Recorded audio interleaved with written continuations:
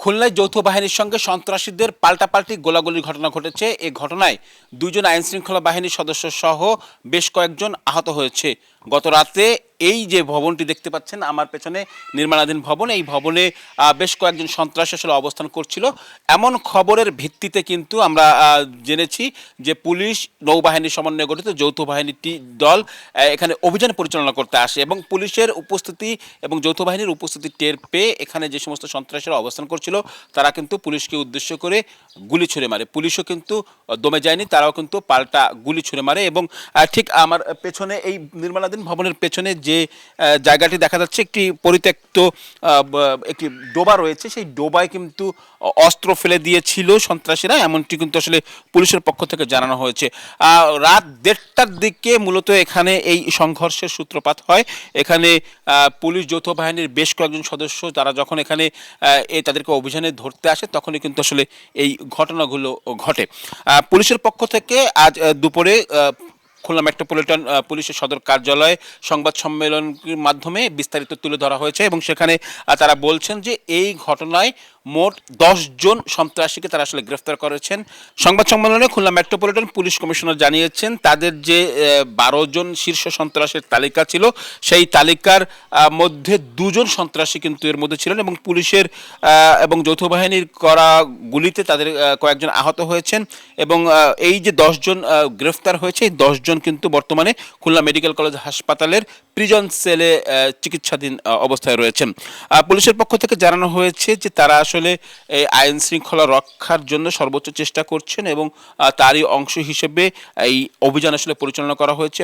আরামবাগ নামক জায়গায় একটা বাড়িতে বেশ কিছু সন্ত্রাসী বড় কোনো অপরাধে যুক্ত হওয়ার জন্য, অপরাধ কর্ম সারার জন্য একত্রিত হয়েছে, এরকম একটা সংবাদের প্রেক্ষিতে এসি সোনাডাঙ্গা জোন এবং ওসি তার একটা টিম নিয়ে ওই আরামবাগ এলাকায় যায়। বাড়িটা শনাক্ত করতে পারে, শনাক্ত করার পরে তারা সেখান থেকে পাশে চলে এসে নেভিকে খবর দেয়। নেভির 2টা টিম সেখানে হাজির হয়। নেভি এবং পুলিশ যৌথভাবে এখানে রেড দেওয়ার চেষ্টা করে। রেড দেওয়ার সময় সন্ত্রাসীদের পক্ষ থেকে গুলি ছোড়া হয়। এরপর দুই পক্ষে গুলি চলে বেশ কিছুক্ষণ। এই অভিযান চলতে থাকে প্রায় 1.5 থেকে 2 ঘন্টা।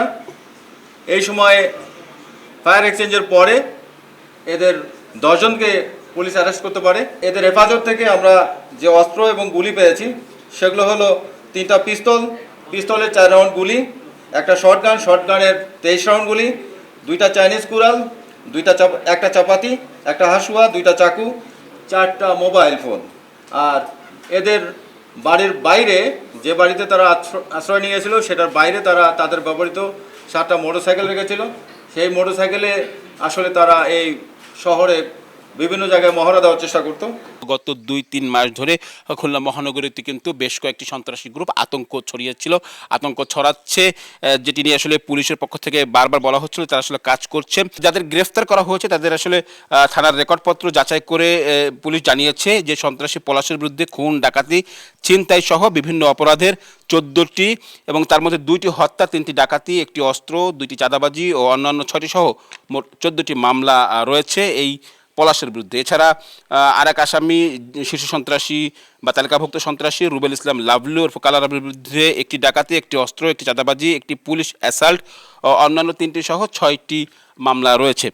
পুলিশ জানিয়েছে যে তারা আসলে এই যাদেরকে গ্রেফতার করেছে তাদেরকে সর্বোচ্চ শাস্তি প্রদানের জন্য তারা আসলে আদালতের মাধ্যমে রিমান্ডের আবেদন করবেন। পুলিশ এবং নৌবাহিনীর সদস্যের সঙ্গে গোলাগুলির এক পর্যায়ে যখন পুলিশ তাদেরকে ধরতে একেবারে খুব কাছাকাছি জায়গায় চলে যায় তখন তাদের অনেকেই কিন্তু এই ভবনের ছাদ থেকে পালিয়ে যাওয়ার চেষ্টা করে এবং তাদের মধ্যে বেশ কয়েকজন ছাদ থেকে পড়ে আহত হয়েছেন এবং গ্রেফতার হওয়া 10 জনই কিন্তু এই মুহূর্তে খুলনা মেডিকেল কলেজ হাসপাতালে প্রিজন সেলে চিকিৎসাধীন অবস্থায় রয়েছেন। পুলিশ এবং যৌথ বাহিনীর পক্ষ থেকে বলা হচ্ছে যে এই সন্ত্রাসীদের ধরতে যাদের যে অভিযান সেই অভিযান আসলে তারা অব্যাহত রাখবেন এবং খুলনায় যদি কেউ এরকম সন্ত্রাসী কর্মকাণ্ড পরিচালনা করার চিন্তা করে তাদেরকে আসলে কঠোর হস্তে দমন করা হবে। আব্দুল্লাহ আল মামুন, রুবেল, সময় সংবাদ, খুলনা।